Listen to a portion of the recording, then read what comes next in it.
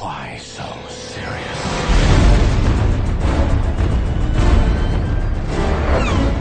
Let's put a smile on that face.